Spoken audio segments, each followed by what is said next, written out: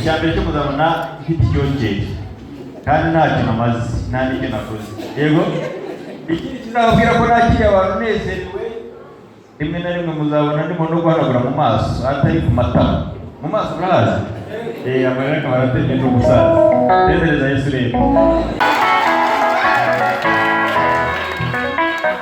ngiri wari naje kubakira mu izina rya haleluya akabyumva neza cyane nabyumvise namwe mwuka wera ari kumwe nawe nezereza Yesu haleluya tugiye kwakira abashyitsi babanye natwe rero muri uyu mugoroba muri uyu mwanya muri aya masaha twigeze gukora igiterane ku rusengero rwacu kako barabyibuka ari mpfuye mpita njugunya hasi mikoro yewe mpita nigendera ubu rero mureke twimanganye sibyo tugiye kwimanganya haleluya muri uyu mugoroba mfashe umwanya wo kugira ngo mbakire mwebwe mwese muri hano abo twabanye mu gitondo Imana ibamugisha abo tutabanye mwabonye ko harimo abantu bambaye uniforme y'umutuku n'umukara na beige ku bantu b'abagabo ngiye kwakira korali Betisida yaturutse muri paruwasi ya Kacyiru ibatsinda haleluya kabiri gatatu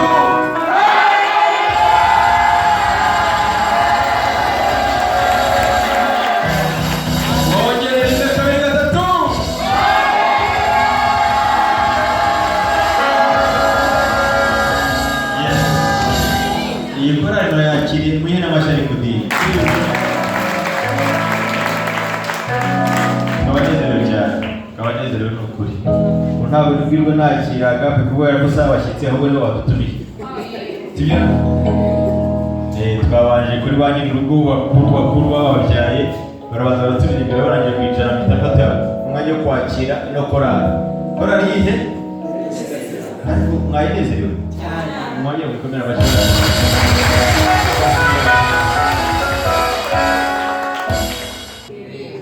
kandi nukuri iyo mbonye umuntu yambaye akantu bita kora ngewe nda muri chapeau ari nk'igisirikare mwagenda ngiranya sibyo ariko ushaka kujya gutera amasari none siko Imana ni kumwakira ariko mutunga ibiganza abatari bumva avuga ni muri kimwe mu kavuga nibura dusuhuza asuzuze ngewe ntabwo namubwira ngo namwakira gutya gusa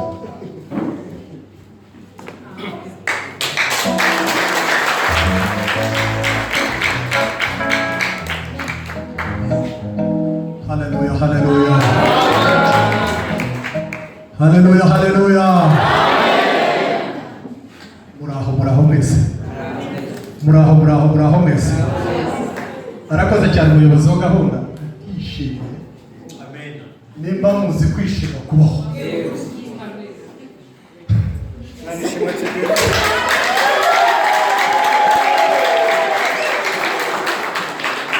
Mbabarire sinzi uko n'abantu. Yewe iyo nezerewe amarira ubu nimanganyije zananiye ariko hari umunsi umwe tuzajya mu ijuru umuyobozi wa gahunda urakoze wa mugari nk'uko abivuze wambaye karuka na ariko urakoze cyane ku magaruka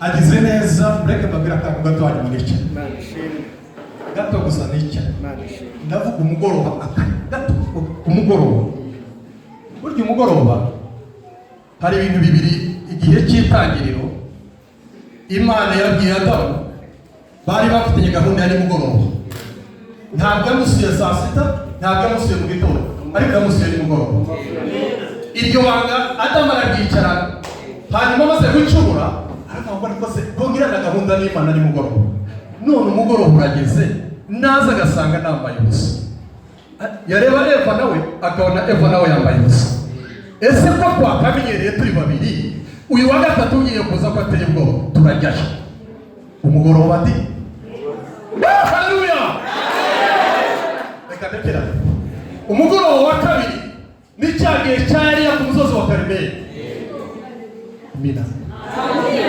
Amina. Amina. Amina. Amina. Umusozi wa Karemeli, Eliya yabwiye ingabo za Bayali 450. Aravuga ngo nimuhere mu gitondo mupfukame musenge Bayali. Kandi Imana isubiza uyu munsi ni Imana isubirije umuriro. Ingabo za Bayali zavuga ngo iyo dusenga Bayali natwe dusubiriza umuriro. Ariko Eliya uko haleluya.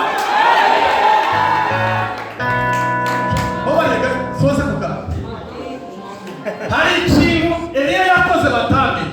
Aravuga ngo nimucukure impavu. Bacukura impavu.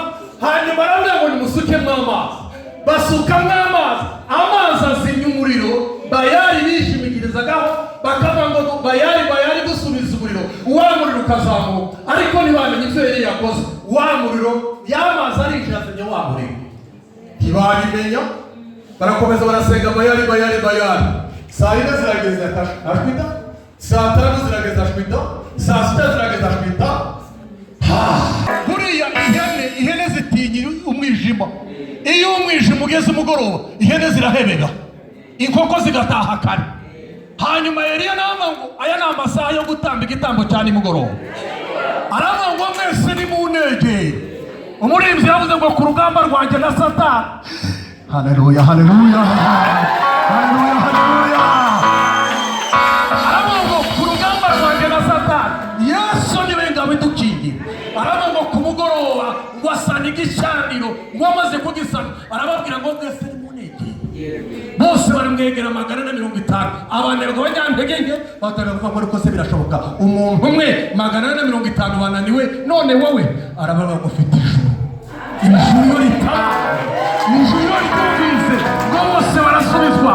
Aravuga ngo baramwegera bose yabuze burya yewe abanebwe nibo bavuga amagambo menshi bayasubiramo. Ariko iyo umuntu amaze kwenyegeza neza umuntu umaze gufatwa ntagusura mu magambo uvuga amagambo 3. Aravuga ngo Imana ya Aburahamu shagiye muri uriya bakorotayo wakoreye igitangaza ava muri uriya bakorotayo. Ngo aravuga ngo Imana ya Isaka ngo cyagira acukuye amariba bageze ku iriba rya gatatu ryitwa Rehobote. Imana imuha umugisha. Aravuga ngo Imana imuhaye umugisha ngo reka mbite izina ngo ahite izina.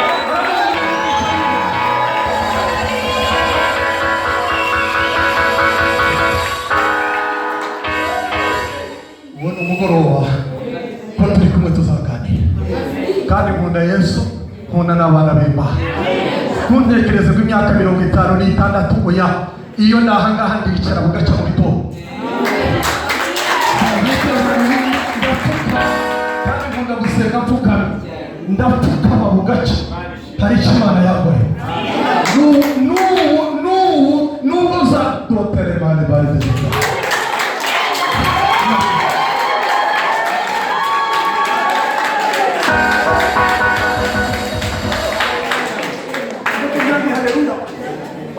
Tuzajya mu ijuru.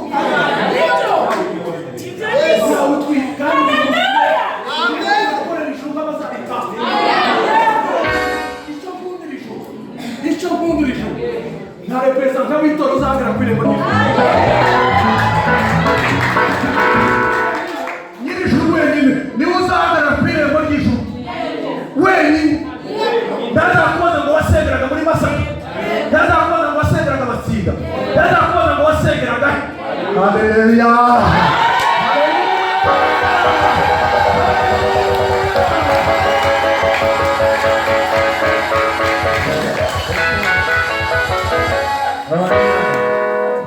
Naicho babiri. Yawe na kutoka kwa mishari. Mugoro mawo mishari. Utara.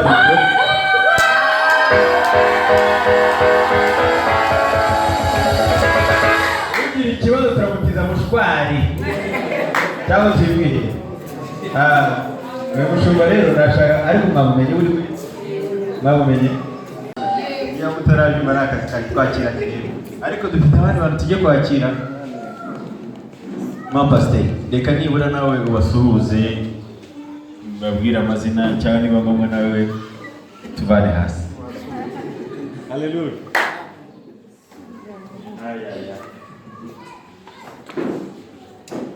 Yes, we. Haleluya. Amen. Haleluya. Bwana asifiwe. Bwana asifiwe. Haleluya. Yesu ashimwe cyane. Ariko uyu mugoroba ni umugoroba. Yesu ashimwe cyane. Umugoroba w'imigisha n'ububi. Uvange hano muri Masaka ariko binezeye.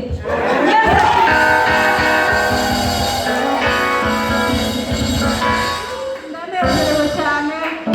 Nukuri Yesu yabanye natwe. Amazina yanjye banyita Odira Mubogora.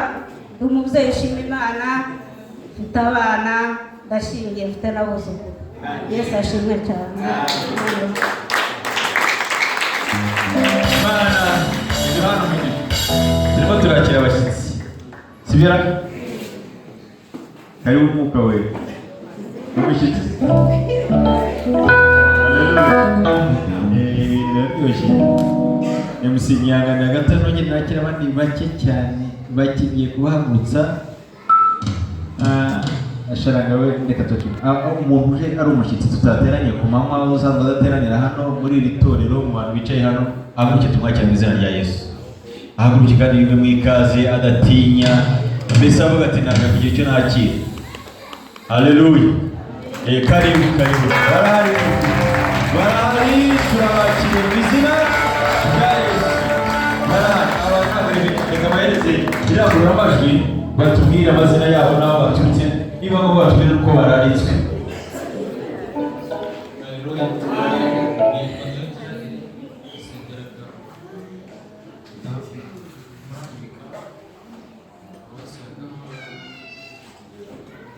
Murenge wa Gahanga.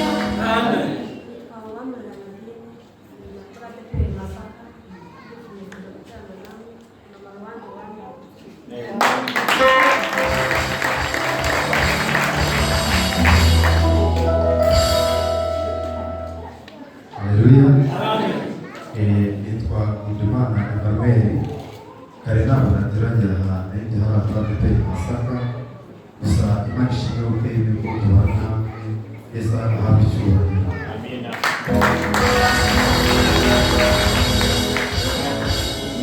Yesu ashimwe.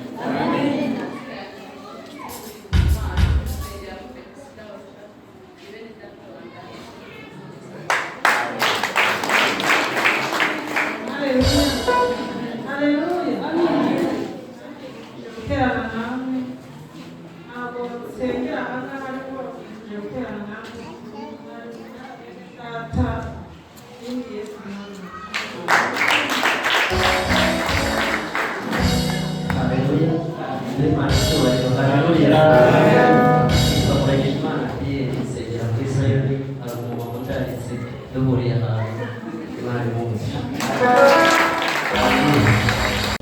Ntabwo uyu mwanya yarakoze kunyemerera nanjye mumuvuge ukuri pe tubanezerewe. Hanyuma tugiye kwakira muvugabutumwa mu mwanya nimugoroba. Tugiye kwakira Bwana Sharaka. Abatamuzi baraza kumumenya bakamugirira wewe Sharaka rero utambe tukwakira kutazanye madamu ariko uyu ni umukwe wanjye ubu ngubu. Turamwakirisha ngo basuze barariko ko Isashimwe Gashanga Jean de Dieu umugabo umugore umwe n'abana babiri bari mu bushinjacyaha bukuru bw'u Rwanda. Tugiye muri paruwasi ya Kimironko batumiwe na korali Agape bize mu nzu zacu na Dr. ndetse na madamu n'impamvu ndahangaha rero numva bisa nkaho nataye kontorore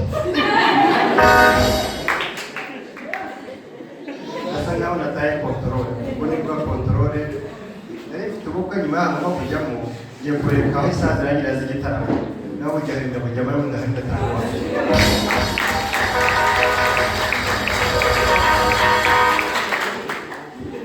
iryo jambo ry'umwigisha ariko reka rivuge ryubaho ubuzima butuma abazabaho bamenya ko wabayeho. Kubaho ubuzima butuma abazabaho batakuzi bamenya ko wabayeho ugaba utakiriho. Reka igitaramo cy'uyu mugoroba kibe igitaramo abazabaho muri paruwasi tutayihari bazamenye kuri munsi wigeze ubaho. Haleluya.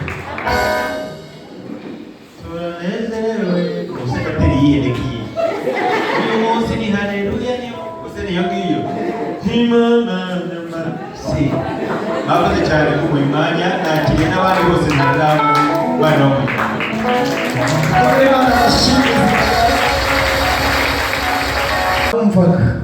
numvaga numva buhari kandi ukuri urimo uranyerekezaho narotaga tugire gutya gato amaboko yanyu tugire gutya gato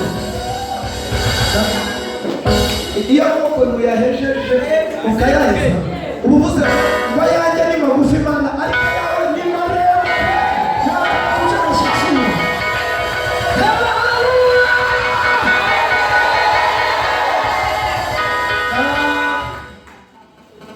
ndi kumwe n'undi muyumbe w'amateraniro Olivier Kayijuka mwumva neza inshuti yanjye cyane turabana kenshi yicaye hariya ntabwo kadusuhuze nawe tumuha ikaze.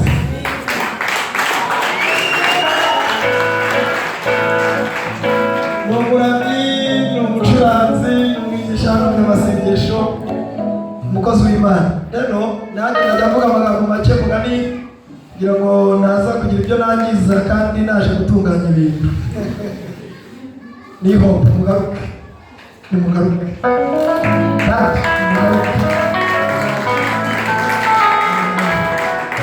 Hanyuma murakurikirana ko na Betsaida nayo ni indirimbo ebyiri, Agape nayo ni indirimbo ebyiri, tugaruke mukanya none. Korasiyo twayiteye, Chante arahita avugana n'abacuranzi ko uyu munsi urumva turi bunezerwe kandi Imana iri bugene umwuzuro w'umunezero wawe yari yaragennye muri uyu mwaka. Imana ibavugishe. Birakwiriye guhimbaza Imana, birakwiriye guhimbaza icyubahiro.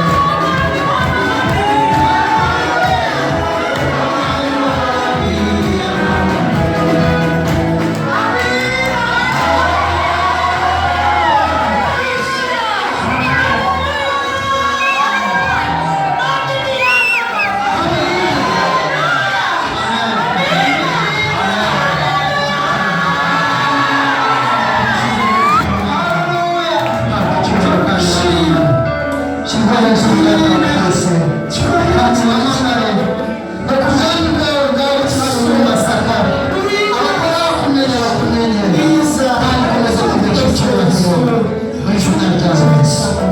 Amen. Amashyi ya Yesu.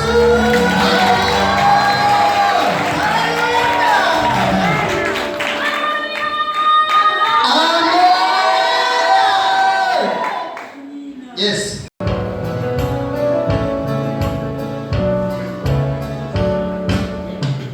Igihe kimwe Yesu n'abigishwa be bari mu bwato bagira ngo bambuke umuraburazo basanga mu nyanja bagira ubwoba bati turapfuye.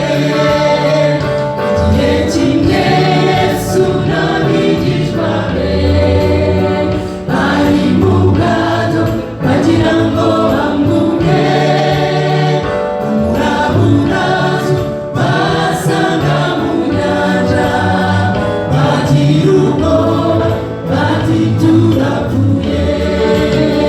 Bagarura Yesu bafite ubwoba bati Yesu urisinziriye umuraba ugiye kudutwara. Yesu kanguka udutabare. Bagarura Yesu bafite ubwoba bati Yesu urisinziriye umuraba ugiye kudutwara. Yesu kanguka udutabare.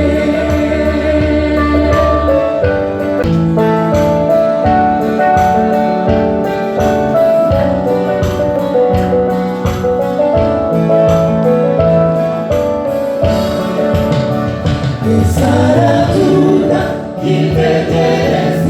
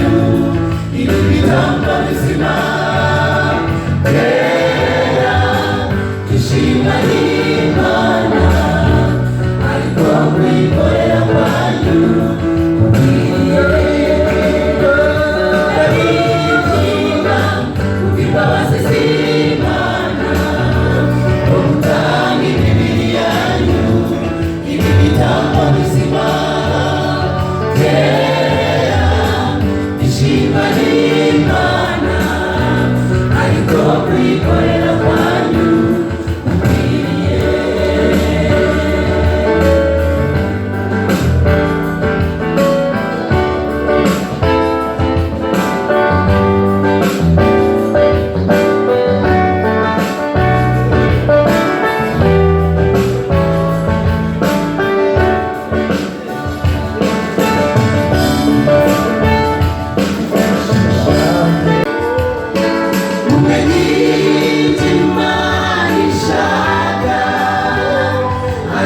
Bikwiriye kandi bitunganye ntimwishushanye n'ab'iki gihe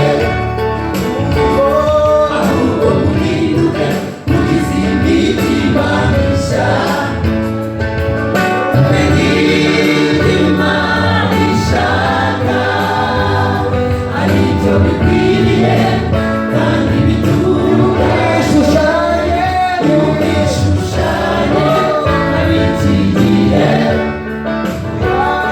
ahubwo muhinduke mugize imitima mishya.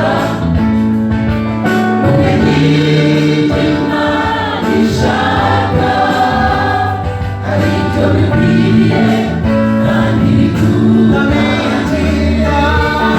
Ndabinginga bw'imbabazi z'Imana mutange imibiri yanyu ibitambo bizima byera bishimwa n'Imana ariko kuyikorera kwanyu gukwiriye.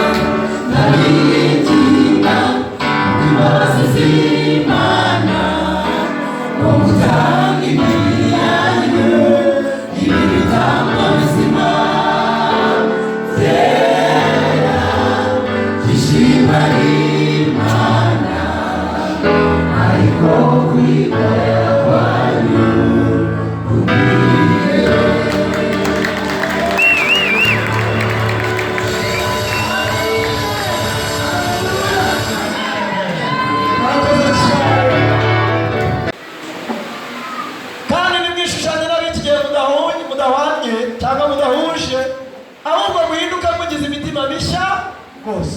Imana ibamugisha, yaba korali Besayida, yaba korali Nuko, yaba Agape, Imana mwese ibamugisha mu izina rya Yesu. Naringize ni Imana ibamugisha mu izina rya Yesu. Sano Stephanie twabakiriye rwose, turabakira ntaguruke mu musuze abera b'Imana.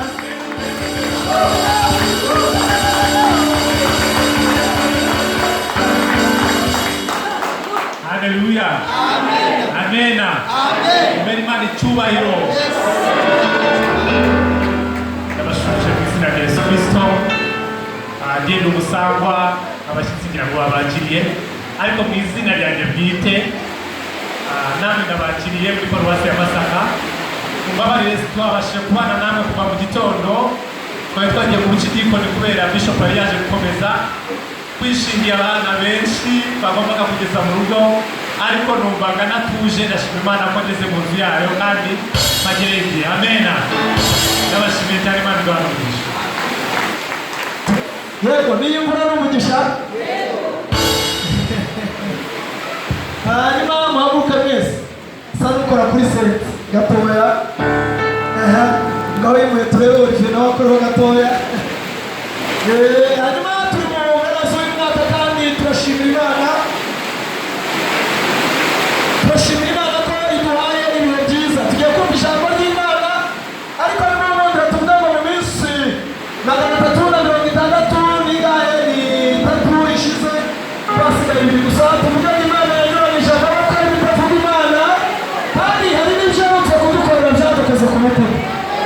Hari abantu Imana yagize ibyo ikorera ngo bagire gutegura amazi yabo.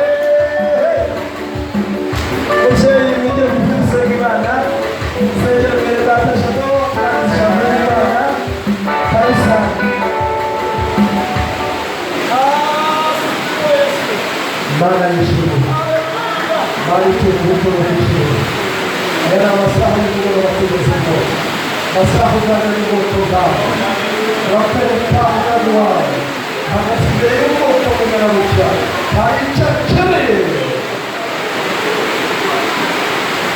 hari icyo akeneye, hari icyo akeneye, imbaraga z'ijuru, gutabarwa kw'ijuru, kugirirwa neza n'Imana kumuhanyaho, asa n'uvuge natwe twumve kandi hindura imitima yose nawe, ubwiza n'icyubahiro, amahoro n'urukundo n'ubugote kubwa Yesu Kristo umwami wacu.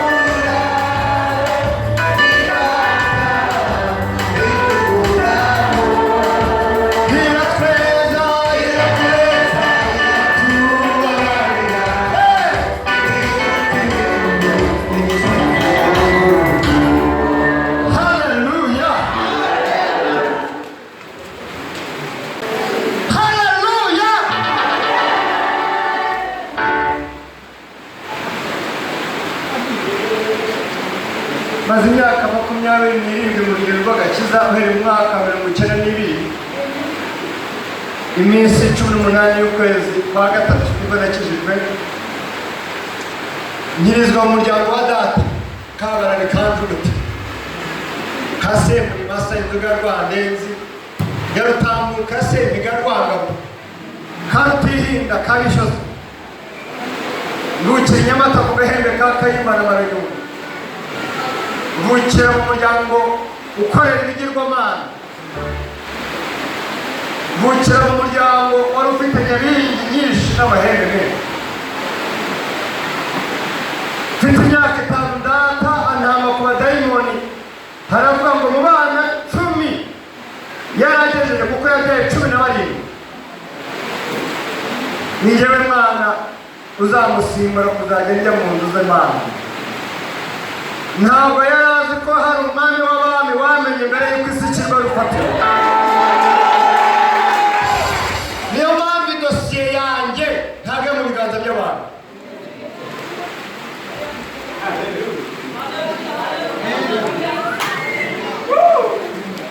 ibaye niba mu biganza by'abantu itariki 29 z'ukwa 12 nari kuba ntahari itariki 2 z'ukwezi kwa gatanu mwaka 1994 nibwo idosiye y'abantu kuri jyewe yumvaga ko irangiye umugabo yarantemye yaranyirukankana namwirukanse yagereye mu rwanyasuni witarashi cyangwa umuringoti vanamo bazi iyi bazi sinzi impamvu yikunda kandi bihabwa aho ni besi vanamo iyo bazi njye nifite bazi ya imana ugabanye kano haleluya ndajya nicara mu rwanyasuri arangije arazanye ndisenga nk'amatakira ngo kuko bari bantinye umuhoro wa kabiri, uwa mbere nari nzi uburibwe bwabo.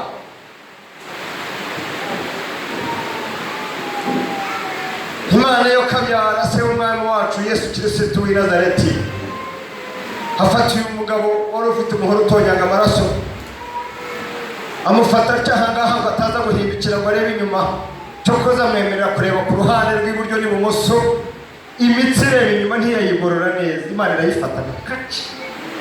Umugabo ntiyareba inyuma ngo arangije arakomeza areba imbere, hariya aragenda ambaho. Haleluya. Umwana wa munsi ngiye umuhiga imbere y'uhoraho mu ijuru, nabambwe iminsi isigaje yo kubaho kwanjye yose nzayikoramo Imana. Ejo bundi ngiye kubyara abana, mbyara umwana w'umukobwa wa mbere, mwitira igitabo cya mbere cya Mose. Umwana wanjye yitwa Genesis, yitwa Itangiriro. Ngo haza umuhungu wa kabiri, mwitira igitabo cya kabiri cya Mose, yitwa Exodus. Ntegereje Abalewi no gutegeka kwa kabiri na Yosuwa. Haleluya.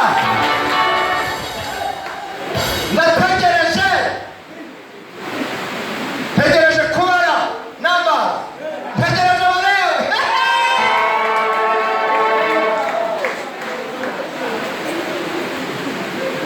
Igitabo cy'ibyahishuwe Yohana ubwo ari Patmos mu gice cya 10 yaravuze ngo ku munsi umwami Imana yacu nayo ndi mu mwuka, ngiye kumva numva ijwi rimeze nk'iry'amazi menshi asuma rivugira inyuma yanjye, rirambwira ngo ibyo ubona ubyandikire aya matorero: Efeso, Simuruna, Sarudi, Perugamo, Tuatira, Filadelfiya na Lodikiya. Nababwire harabandikira muri torero rya kabiri, tuvuge ngo haleluya.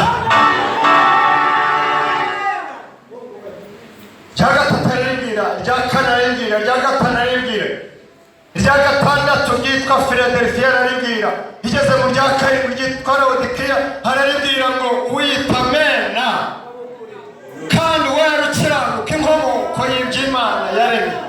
Mumfashe haleluya. Aravuga aya magambo ngo Lodikiya ntukode ntunabize, niryo jambo nazanye umunsi.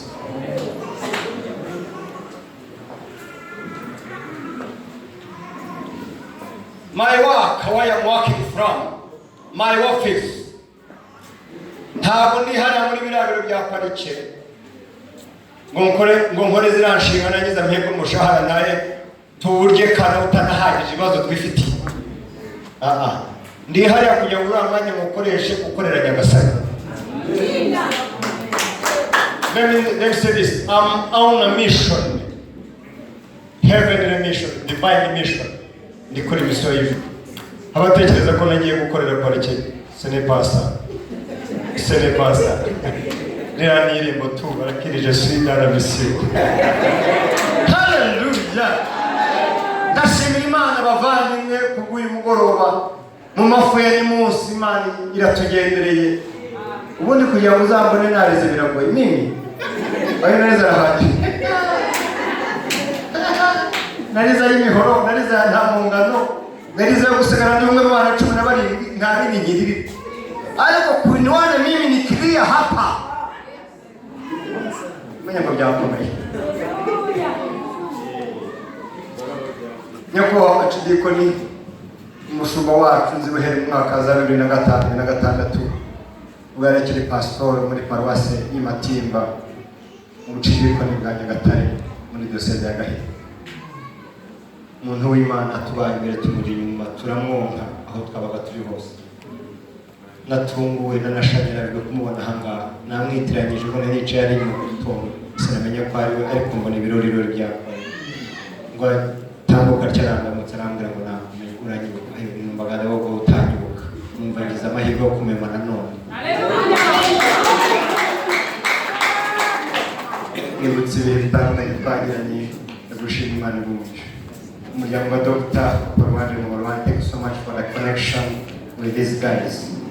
Murakoze kuri connection twagize, kubasabye umutaba mwebwe wenda mwabari kumenya ko twese kubana, ariko for this time bamwe mwarimu wacu mukabana data bukwe wokabyara we nimvuga ko mupata kugyihanganira hano turi hano turi mu bwami bwa data bukwe bwasigaye hahandi hirya. Ndimo ndavuga ibijyanye n'umuco siko bimeze ra? Bambaye iminota 40 igiye musigaje nka 30 ahari.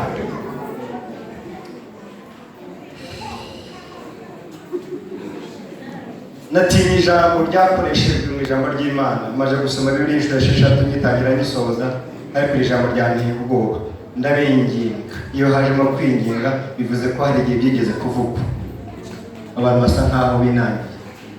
Urasubiye umuntu mwinginze ntihaba hari igihe wigeze ukora ikintu icyumvikane neza.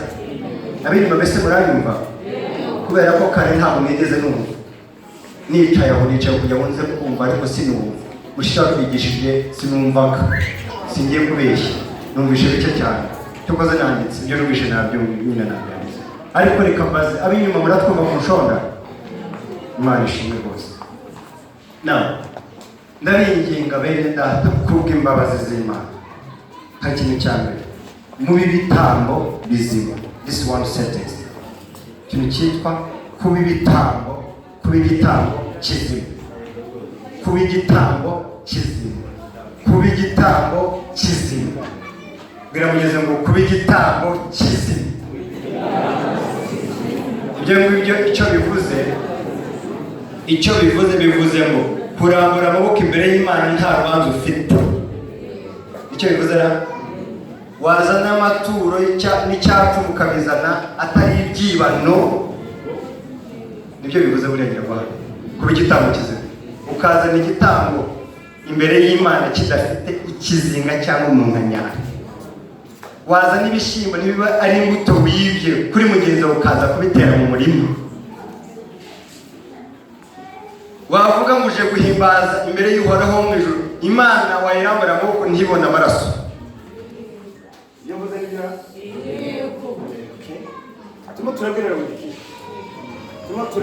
Laodikiya. Itorero rya nyuma riteguriza kuza kwa Kristo. Mbahe irindi banga abateoloji n'abize bire bavuga ko iri torero rya Laodikiya ari ryo rya nyuma dufite Kristo akaza. Ikintu nk'iki mbaye igitambo icyo ntibihagije nongera kuba ndikizima igikomeye cyane mbeshima n'Imana. Ubu ni mbone kwitwa igitambo. Dufite abantu b'abacuruzi biba ku minzani. Ubu ari minzani leta yirukanye ariko haraho mu isoko iki. Iyo mvuga murabizi abacuruzi murabizi.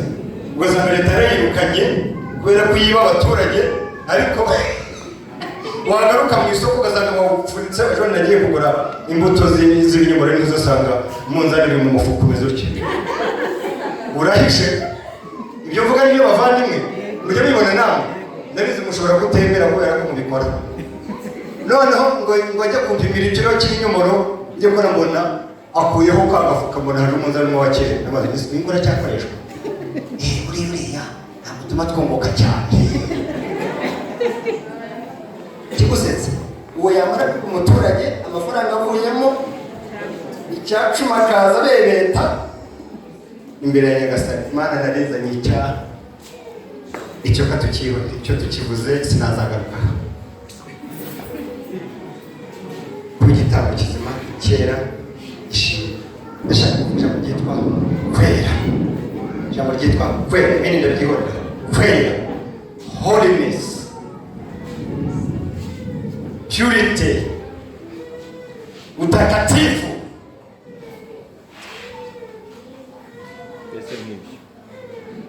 Ubutukufu. Kwera. Ryitwa kwera. Bibiliya avuga ngo ijambo ry'Imana rivuga ngo Kristo azaza gutwara itorero ritari ikizinga cyabo. Siko bivugwa. Igice cya mbere cy'itangiriro Imana irema isi. Igice cya kabiri irema Adamu irema na Eva. Igice cya gatatu Adamu na Eva baracumura. Muramurikirana neza. Igice cya kane Imana ibirukana mu ngobyi Eden. Igice cya gatanu hagaragazwa icyo bita the generation from Adam. Ikinyejana urubyaro rukomoka kuri Adamu. Ruhera ku murongo wa 3 ukageza ku 31. Bakakubura ibyo Metusela yarari imyaka niyo yapfuye igihe yapfiriye imyaka igihe nigeze bivuga aha ngaha ushize bakakubwira rameki bakakubwira n'abantu batandukanye benshi uko babayeho muri iyo myaka bagize abagabo byagera mu gice cya gatanu aho ngaho umurongo wa nyuma bakakubwira ko nawe yabaye imyaka 500 n'indi ariko ntibakubwire ko yapfuye byagera mu gice cya gatandatu cy'itangiriro utangiye Imana ikavuga ngo abana b'abantu bakomeza kuba babi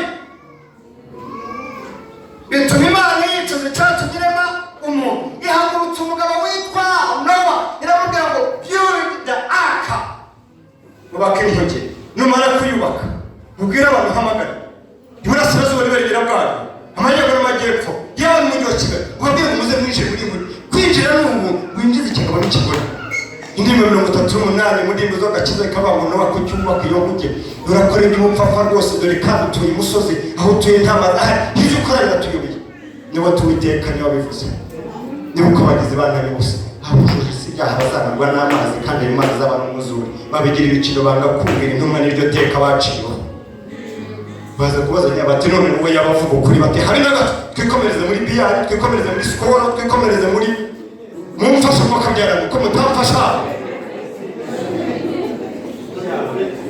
twikomereze muri mitsengera s'uruduwiri na kamuta twikomereze mu byo kwinezeza ijuru naryo risa nk'itotse kuko habwa imvura iteye ubwoba bati noneho turembutse nk'uko Nowa yavuze dore Imana yakwita n'uwajyaga bigisha rwose mu bigire ibikino mwanga kumvira intumwa n'iryo teka muciro mu igitero cya nyuma iyo nkuge n'agakiza ka Yesu ngwino wihitiremo ubone ubukire haleluya kuki mvuga kwera Adamu yatakaje da naturalite naturellement yatakaje umwimerere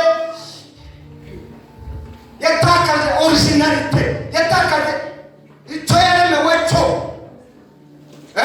ari cyatari cyo asuzugura Imana maze gusuzugura Imana bituma every creature buri cyaremwe cyose kivuma because of one person zanira ibintu byane ntego umuntu ashobora gutenya mushanga abanyene ubwo wamuvandimwe igihe twakoranye n'iyi abagiye bakora yewe cyacu bagenzi mu kubapi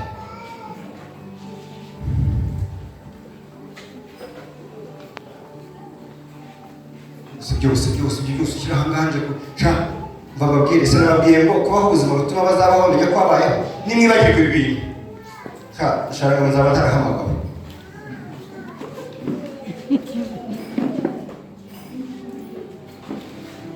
zenga chape akanya gasandale na chape uni nije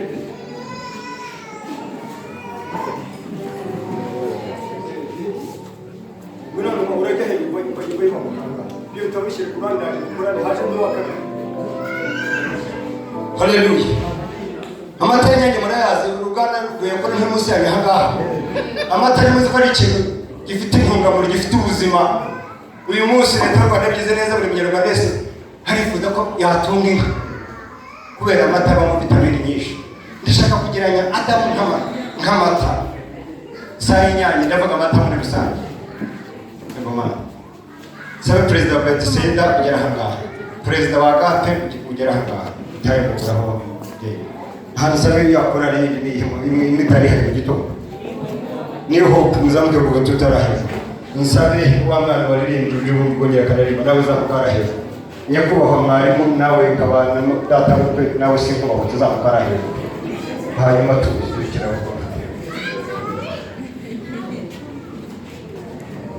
wigire ku ruhande babana navuze bari hembe nimugire mutyo muri mwebwe habana umuntu dogite nawe nakwibagirwa vayo nawe bayahabwa buri muganga uzi n'iby'ubuzima kurusha muri mwebwe habana umuntu utaba amata yaba afite ikibazo twamusengera so kubabeshya unywa amata nawe urayanywa wewe gahise nakubaza urayanywa wowe ndabizi yewe mwawe wigashora urayanywa nawe. Okay. Doctor, are you serious? Do you take me? Sure, okay. Wewe mama nyabagora unari make. None icyo ushaka kuvuga amata ni ikintu abanyarwanda by'umwihariko twemera nk'ikintu cyeje kukigira agaciro gakomeye cyane. Umuntu yanyoye nge inshuro nyinshi na sasa sinyaho sinjya ninywera amata, ubundi ku munsi nemerewe kunywa litiro y'amata. Umwana wanjye we ntumumbaze ngiye wanywa ibye nanjye nkanywa ibyanjye. Ngiye mu litiro y'amata ntayanyoye uwo munsi, niko kabiri mubona nibwo mubona afite fresh, nta kibazo nifitiye. Ntabwo meze nk'aho unyoye imbetezi. Ngaho mahoma pipo usigere n'abantu rekera aho kunyoye neza. Adamu nta nyamaswa n'imwe itaramunwagaho, ndavuga mbere yuko acumura. Ibyo mvuga birumvikana. Ntangiza ngo amaze mama oya mugotomere mama bari biri byo kumfeta uramfeta mu biki niba utarimo turabimenya gutomera wewe wanyoye imeshe utaranyoye imeshe ngaho gutomera Doctor n'ubunini kungana beti yose gutomera n'ubundi rekera aho bagiteguye.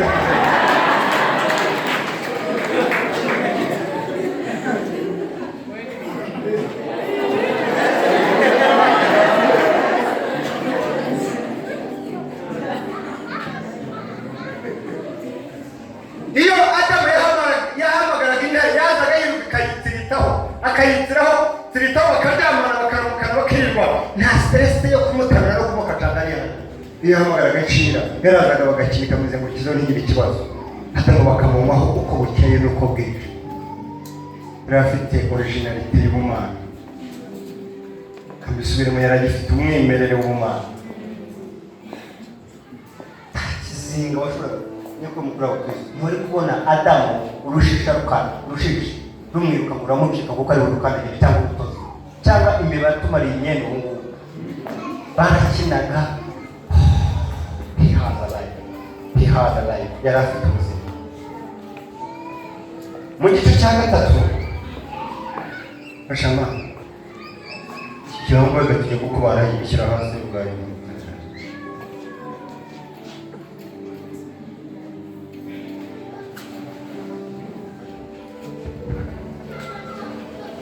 Mu gice cya gatatu hazajya gutsindwa y'icyaha yo kutubaha Imana. Satani yazara abaguze murebe wa Adamu ko agiye guhinduka mu kabyara.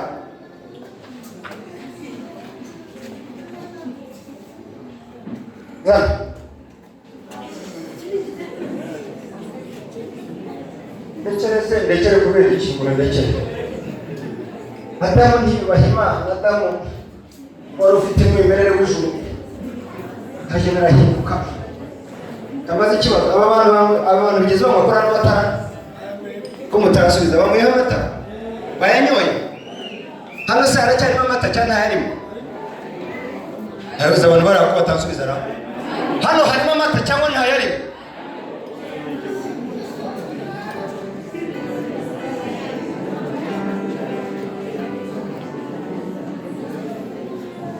Muzi icyo bivuze? Ndabaza ibibazo bibiri. Hano harimo amata ntayarimo. Amata yanduye ntiyanduye? Kuba yanduye ntibiyebuza ko harimo amata. Icyo bivuze mu Mana, kuba Adamu yarakoze icyaha ntibyamukuye mu ishusho y'Imana. Haleluya. Ibyaha twakora ibyo ari byo byose simba tunyungumikora ntabwo bitwambura originality y'ubumana dufite, ariko tuba twaramije originality y'Imana tuyanduza tuyamba umwimerere w'Imana uko yaturema ishusho yayo. Nahoze mbona abagabo ahangaha bagotomera ngo baranywa amata kandi abajije murambwira ngo harimo amata, simbizi niba ari byo ariko ndatekereza ko ari byo shingiye ku bunararibonye nifitiye.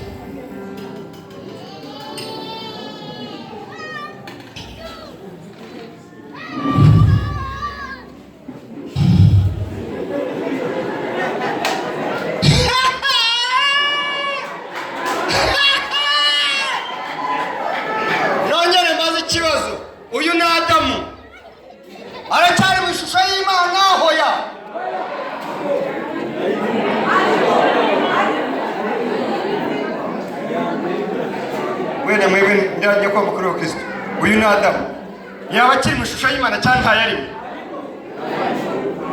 Ubu ntayirimo. Bakwiye mukuru wa Kristo avuze ko ntayirimo. Ninde unyemeza ko ayirimo? Niwe unyemeza. Urashingira ku kinyemeza ko akiri mu ishusho y'Imana kandi yanduye? Ndabona ari amata. arimo, ndabona amata arimo. Nababwiye ngo kuba amata yanduye ntibivuze ko atarimo amata. Kuba Adamu yarakoze icyaha ntibivuze ko atakiri mu ishusho. Iyo biza kuba twese ko dutume tuba mu ishusho y'Imana, nta wakabaye asigara akiri. Kandi tubeshejweho n'akariya Nyagasani yakoze adushyira mu ishusho yayo, kuko araza akaturebera mu ishusho yayo. Nabonye mugira peti, ndagira ngo Adamu bongere bamumweho, ari mu ishusho y'Imana di muryoherwe. Indasi muryoherwe. Oya bari kusukaza.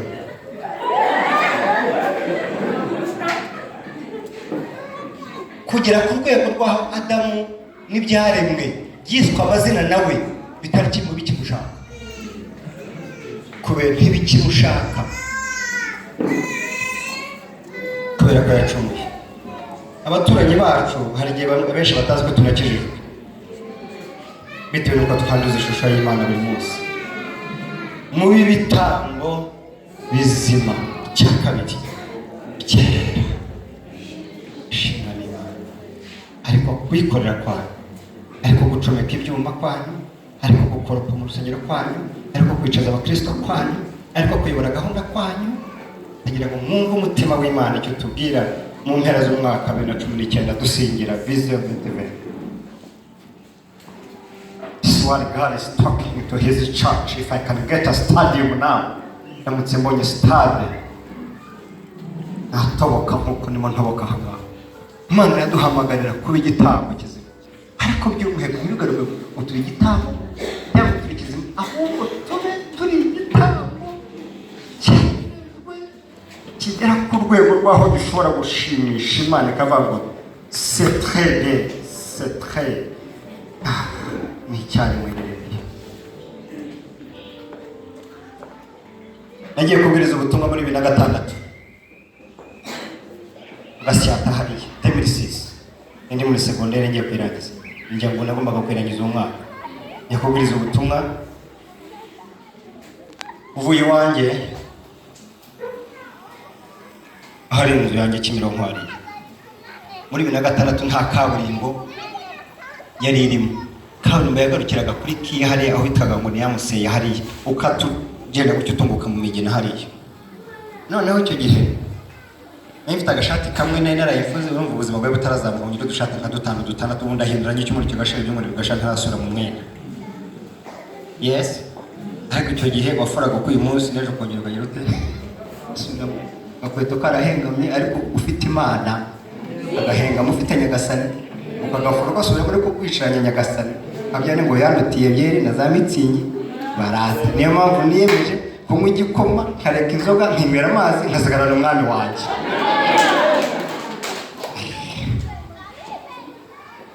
Umugabo waraye mu kabari kandi ubona mu masengesho mwaka byaramwe nebura ijambo ry'Imana ndetse njya kuvuga ubutumwa, igitabo cy'indirimbo, agenda, intuza n'ibindi bintu bitandukanye byinshi. Ndagenda nzamuka kugeza twategeraga i Remera. Kimironko yari atarazaga ari hariya, ntibabyibuka. Ndazamuka ngeze nko kuri Foursquare, abahazi imvura yari yaguye, imvura yari yarahegwa, ibinogo ari byose, agashata ari kamwe kanaraye mu kigo cy'amasengesho. Nategura ijambo ry'Imana, ndumva nuzuye, ndasendereye wese ngiye kuvuga Yesu. Hahuruduka umugabo waraye mu kabari, wanyoye mitsingi, Primus, Skol, Guinness, Heineken, yongeraho urwagwa, yongeraho imbetezi, asoza nanjye kuva mu minino amaganura. Aza yujuje yafiningije pe, aza ari mu modoka, haraza yakobota mu kabari, haraza nanjye ni muzere nakatana nakererewe, agashati ni kamwe ngewe ivuga butumwa narayasenga. Haraza bagera kuri uwo muhanda pemeranye n'ipene mu kinogo cy'imibizo, ngo ibinogo byose bikubita biraza bikubita kwa Sharanga ku ishati. Ndireba bahazi bigiye gusoma, ndajya kuvuga ubutumwa umeze nti ndasubira mu rugo, numva ikintu mbere mugenzi wawe ikintu mubwira ngo ikintu, ariko numva ikintu cya dayimoni cya demoni bakinturutse mu bworo bw'ikirenge ahantu, kiraza kirazamuka gikwira umubiri wose kinjira ahangaha. Mana yako ubwo kinjiraga, ndavuga mu rwego rw'ibitekerezo, cyuzuye wa mugabo wandi wa ntebe bizima hagize imbere abona ndahagaze hejuru y'ibyo nkora, nawe agira ate arahagarara, asubira inyuma, ashyira muri vase, arasubira inyuma, araza. Uko asubira inyuma, cya kamere kiwacu cyo kwa Kabarare kandi uguteka ikarushaho kwagura iminara. Uko asubira inyuma, amapine yihindukiza yose ahindura nkumva ikintu nka cya kindi cyo gutera iyo uvuye gusenga, wageramo ugasanga isahane iri mu buriri, matora iri muri salo, intebe zo muri salo ziri mu kabati ibintu.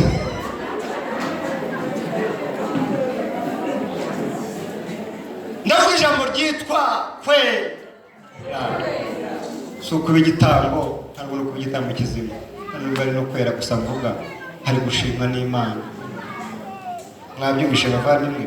Umugabo araza arangije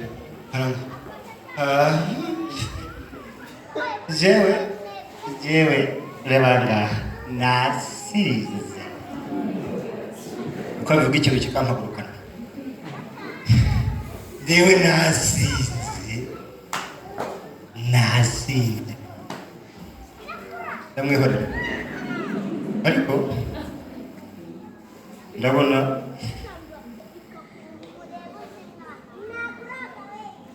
wanduye. Avuze ngo ndabona wanduye, yahise ntoboka ibitutsi byo kwa data no kwa sogokuru no kwa nyogokuruza no kwa wagahaba wagatoga twashaka baza mugenzi ngo yaraye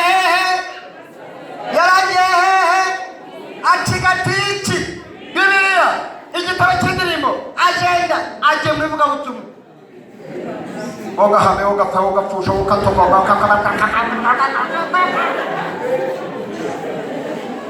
kuba igitambo kizima ariko kanera. Urumva icyo ushaka kuvuga? Nagira ngo nsoze gutya.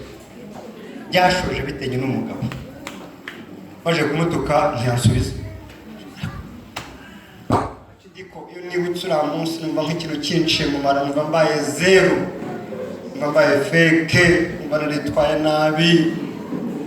Mugasyata araparika, mvamo ngiye kuvamo, arambwira pastor ariko wanutse.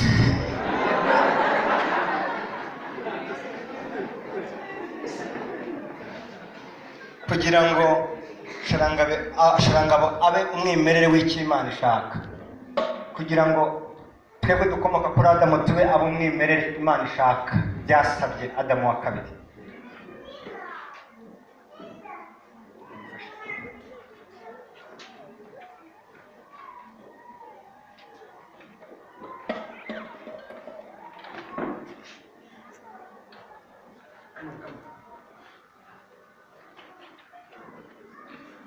Yewe nimwibagirwe ifasha butumwa muzagende muzaba mutarabukumva. Nama agarangaha n'uyu mugabo zana Adamu wawe harisha, zana Adamu hariya dore isura musigaye Adamu ngaho nawe mbene hagarara ngaho, ngaho ushyire hejuru ngaho cyo. Yes, ngaho rero amaraso y'Umwami Yesu yatumye Imana itanga umwana wayo w'ikirenge kugira ngo abamwizera bose yego batarimbuka ahubwo bahabwe ubugingo buhoraho. Komeza cyane n'imbaraga nyinshi woze wogejwe na Yesu cyane watunga. Adamu wa kabiri yagombaga kuza akatwoza. Harogo Adamu wa mbere ntacyo yamaze, yaduteje ab'isi, yaduteje ijuru. Hagombaga kuza umva oza Adamu mwoze neza kubera ko agomba kozwa.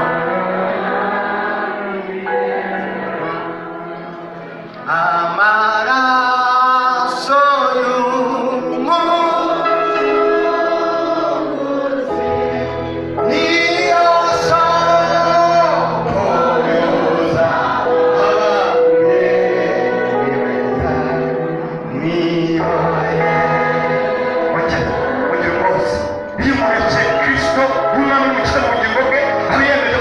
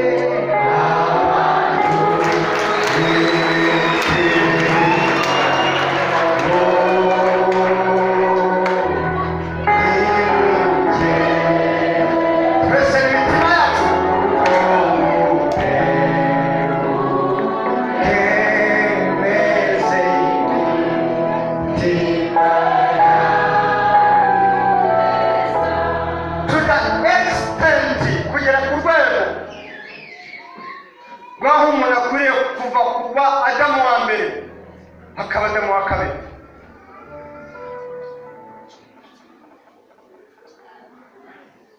Mpereye kuri gitambo kizima cyane cyera cyane bishimwa n'Imana. Namara gushimwa n'Imana imigisha igasesekara runo bw'Imana bukanguka kagira usomera cyane twisoza numva amarira yashoka muri yewe nabaye kujya munsi ni munsi ndicuza ujya munsi natakaje heza gupfu ibyahishuwe Yohana igice cya 7:13 umusomera ijambo ry'Imana ubari naho soreza twumva abantu baririmbyi bazumva n'Imana bavanye no gushaka mujye kwicara ngwino nawe nigusigaza muri kiganza cyawe umwanya uracyahari. Yesu aragukeneye, Yesu aragushaka. Ngwino ngwino haguruka wowe wazamuye ikiganza cyawe, haguruka wigira isoni. Yesu yicaye ku ntebe y'imbabazi. Yesu aragushaka, zamura ikiganza cyawe biyunge n'Imana. Reka dusenge. Abariho Yesu yateguye umunsi kozi b'Imana wahaguruka tugasenga. Uyu munyago tunyaze Satani yabaciye intege, Satani yaberetse by'isi, ariko uyu munsi mufashe umwanya wa mbere kugira ngo mwiyunge n'Imana.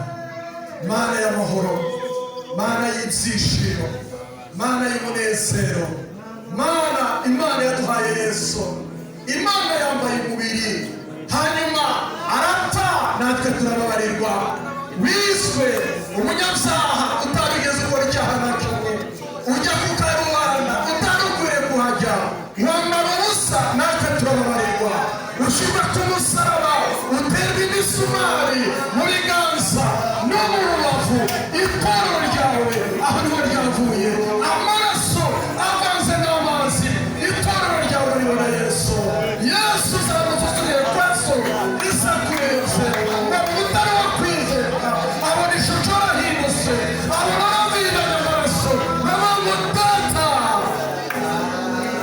Abo bantu niyo bakoze ibi, ariko zuka n'isezi ukoresheje nawe. Tugushimiye ku ijambo ryawe, tugushimiye ingumuro nziza, ubwiza bw'ijambo Yesu.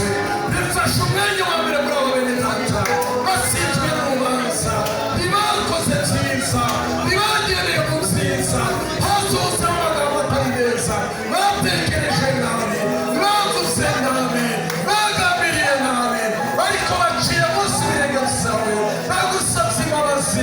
Yesu uri ku ntebe y'imbabazi. Gize neza Yesu, gize neza ko wababariye, kandi gize neza ko basanze ubozaho ibyaha, baboneke bagutunganiye, bagukorere umurimo muri iki gihe gisa n'iki ngiki. Reka ubwiza bw'Imana, icyubahiro cy'Imana burabagana bw'Imana bwo kuganza. Urakoze kugutumvise ukuganza ubwiza bwawe.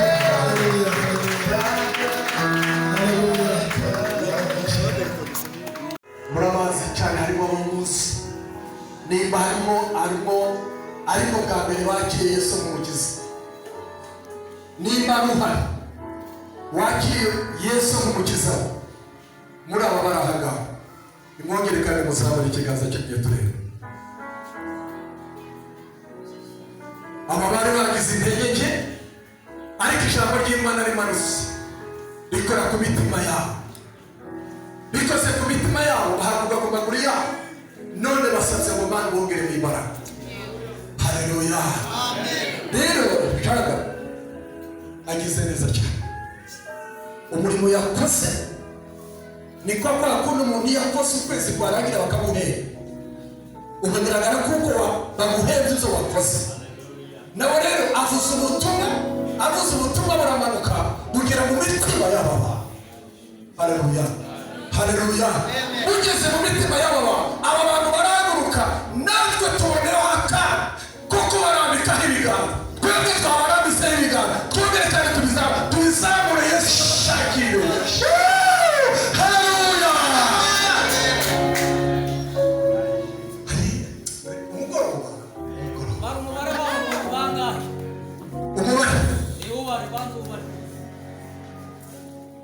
gahani babare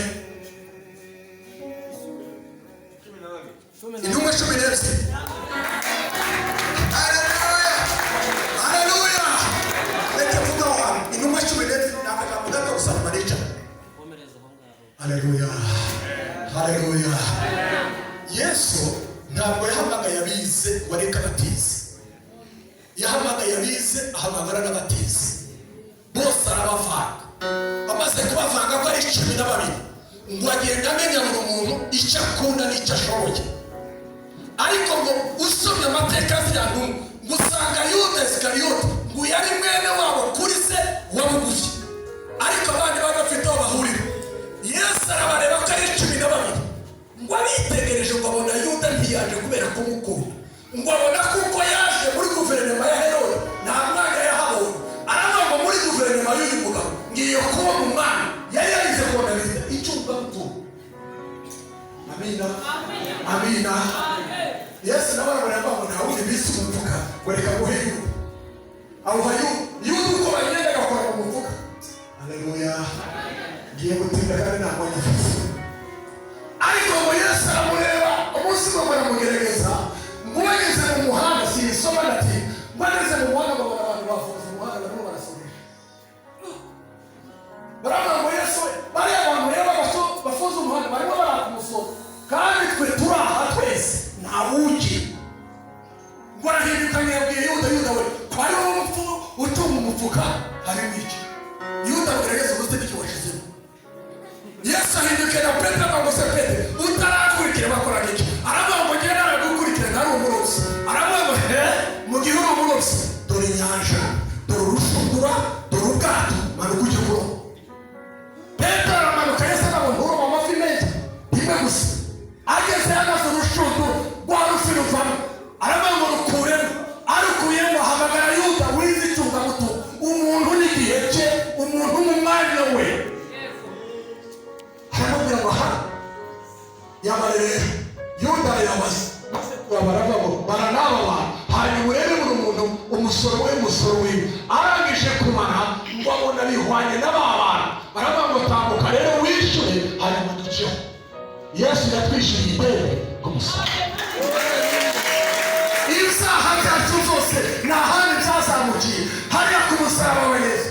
Nta mwanya dufite ngo tuvuge umusaraba, ariko Yesu nabikunda gusangaza. Oh haleluya. Wenda tatarakoze cyane, aba turabasengeye, imbaraga z'Imana zibagote, icyubahiro cy'Imana kibazenguruke, imigisha y'Imana ujyane hamwe kandi ntimukongere kuba abanebwe, ahubwo muhaguruke murwane.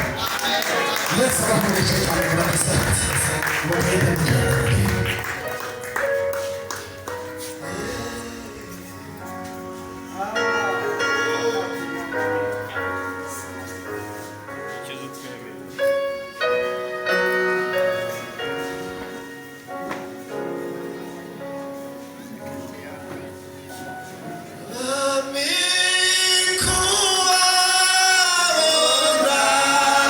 Ufite bimwe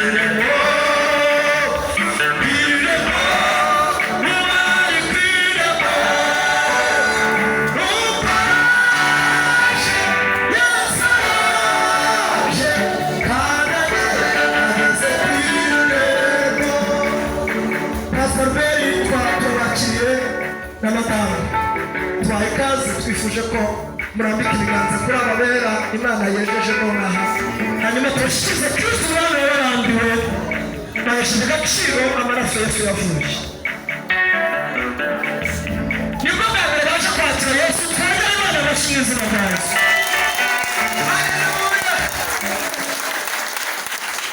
Ibintu by'Imana birikora. Haleluya. Abaje mu bwa mbere kwihana bari 10 na bangahe? Uyu murimo no wite. Abaje kwakira Yesu babaye bangahe? Mana data, Mana mwana, Mana umwuka we.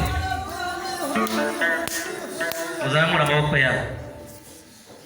Vuga ngo Mwami Yesu, vuga cyane nibyo ugiye kwatura ukabihamya. Nta mwanya uhari ngo tugwe n'ikaramu bisinyire. Zamura amaboko yawe ni wowe ubyikoreye. Vuga ngo Mwami Yesu, nje imbere yawe ndi umunyabyaha.